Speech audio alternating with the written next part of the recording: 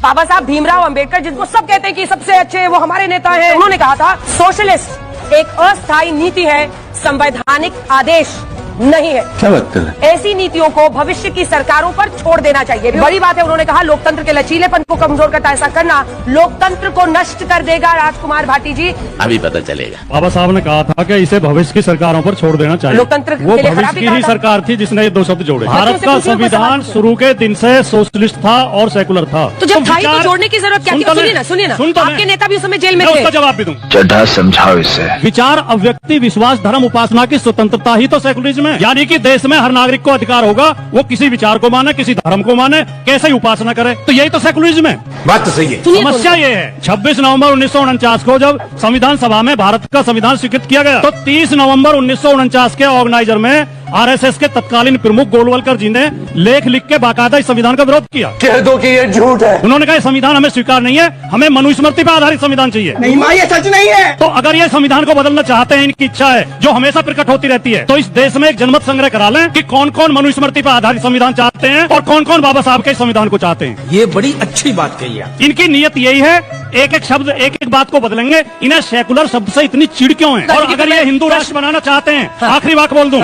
1947 में देश आजाद हुआ था, 1947 में ही पाकिस्तान का निर्माण हुआ। भारत देश लोकतंत्र संविधान के रास्ते पर चला, लगातार तरक्की करता गया। पाकिस्तान धर्म के रास्ते पर चला गया, आज बर्बाद मुल्क है। सही पकड़े हैं। अगर ये भारत को धर्म के रास्ते पे ले जाना चाहते हैं तो ये भारत को भी पाकिस्तान की तरफ बर्बाद करना सुधांशु चाहते जी हैं। वो इधर- आप कौन? ये तो लेने के देने पड़ गए।